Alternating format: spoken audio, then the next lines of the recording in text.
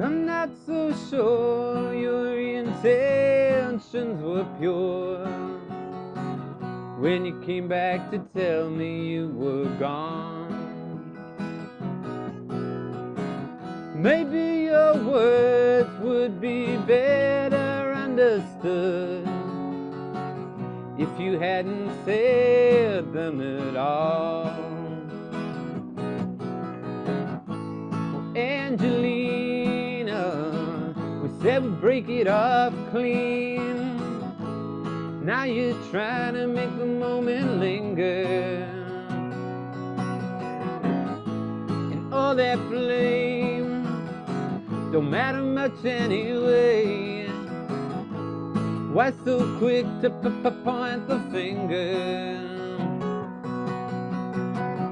I know you believe you understand what you think I said. I'm not sure you realize that what you heard, it's not what I meant. See, anybody who's not thoroughly confused, they just don't know what's going on. Angeline, you said we'd break it off clean. Now you're trying to make the moment linger. All that blame don't matter much anyway. Why so quick to point the finger? Sha-la-la-la-la, sha-la-la-la-la, sha-la-la-la. I was certain of my doubt, crystal clear in my confusion. You came along and blew my cobwebs out. I was left without a thread to cling to. Angelina, you said we'd break it up clean. Now you're trying to make the moment linger, and all that blame don't get us anything anyway. Why so quick to point the finger? Sha-la-la-la-la, sha-la-la-la-la, sha-la-la-la.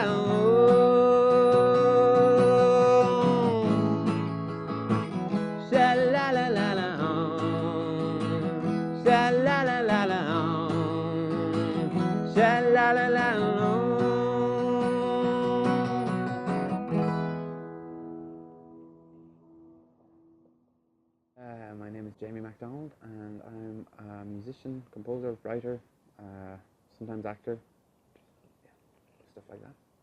Oh, not really. I do all kinds of different things. I know I'm full-time in the arts, if that's what you're asking. Yes. Don't be afraid to expand. When the time comes, I'll expand it. Physically, I'm just going to fill the room.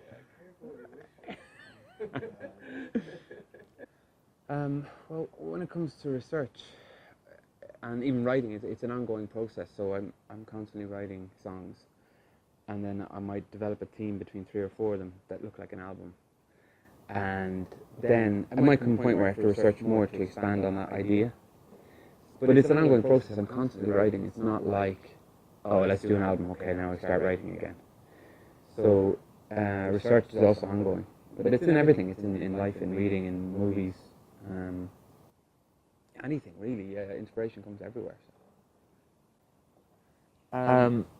Well, the biggest thing I think for any artist is trying to balance what you hear in your head and make it into the real world, and then convince people that it deserves money, because that's the hard thing. In order to survive, you have to make money.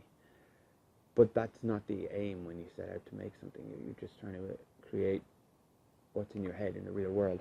So that's probably the single biggest challenge is convincing people that your path is worthy of their attention. Different every time. Sometimes it's just one phrase, one line that will stick around in my head. Sometimes it's a piece of music. Sometimes it's both, just a chorus or just a line with a melody. Sometimes, rarely, admittedly, very rarely, I'd sit down to the whole song there. Sometimes I'll write a whole page of lyrics. I mean, I had one idea for a song that was on not the last album, the album before that, Because of You, and I wrote 47 verses. It was kind of obsessive. I used 3. Well, 2.5 actually, if I'm honest.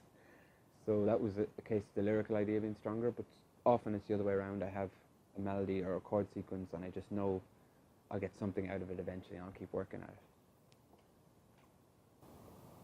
No?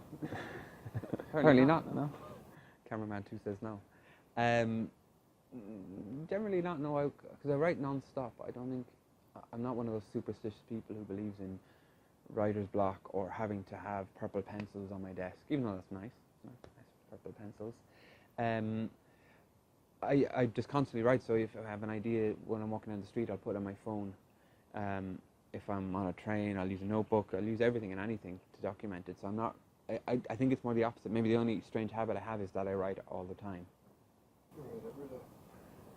Yeah, pretty much something every day. Between working on a novel, so I'm writing. I try to do 1,000 words of that 5 days a week. But then music is ongoing as well. So I don't really consider on and off days, because if I take an off day, my mind wanders and I start writing. So yeah, pretty much every day. I guess it does. I'm still learning. I mean, honestly, it's been a case of adapting all I know from writing song into writing novels, and then learning what I don't know. You know, I ask advice of other writers and people who have been at it for longer. So the approach, I mean, the first one was just trying to expand on how I write, because when I'm writing a song, I'm trying to find that one line that will describe a whole room or 10 different things and have 10 different approaches. But in a novel situation, it's quite novel. In a novel situation, it's like you want to describe the room in detail to create it for people. So it's a different approach. I'm guessing and learning as I go along. So yeah, the approach has changed, because now I feel like it's more guesswork. Run! What would I recommend? I think like anybody who wants to be an artist, you just have to read, experience the arts, read books, read everything, because you can't make music based on music. It gets very stale very quickly, so you have to just experience as much as you can, and take in as many influences as you can. It's not that they'll all come out, but at least you're learning and moving yourself forward. So maybe the best advice is to get beyond what you know, get beyond your comfort zones as quickly as possible and make that your habit. One thing I know now, probably that I actually want to do it, you know, still. Because when you start, you don't know anything, and there's no, at least for contemporary music, there's no official career path. So it's not like you can, the people who are successful are very far removed from you. So you don't really know how it works out and how it happens as you get older. What do you do? So now I know that, but that's just from experience. You know, how do you become a musician? You do it by keeping on the path, keep on keeping on, as Dylan would say. Whereas when you start, you're not so sure. Now it's more, okay, the more music you make, the more you are a musician, the more you've progressed down the path. And at the start, that's not obvious at all. There's no signposts or ideas for that. Well, I was thinking about this question, actually. Everyone wants to know, and I really do love like commercial artists who are willing to still just follow their muse. For instance, like Neil Young would be a great example. You know, he's had hit albums, he's had hit songs, but that never appears to be his aim. But then the more I thought about it, the more I realized the people that inspire me are the people who are still at it despite not having that level of commercial fame, because it's a lot harder, because the doubt is there. The doubt hasn't gone away. You know, you're looking in different places for that affirmation of your path. So, and I think of like friends of mine like Eamon O'Connor from Lucky Bones or Bobby McBride, they're still writing and they're still out there and they're doing their very best to create art.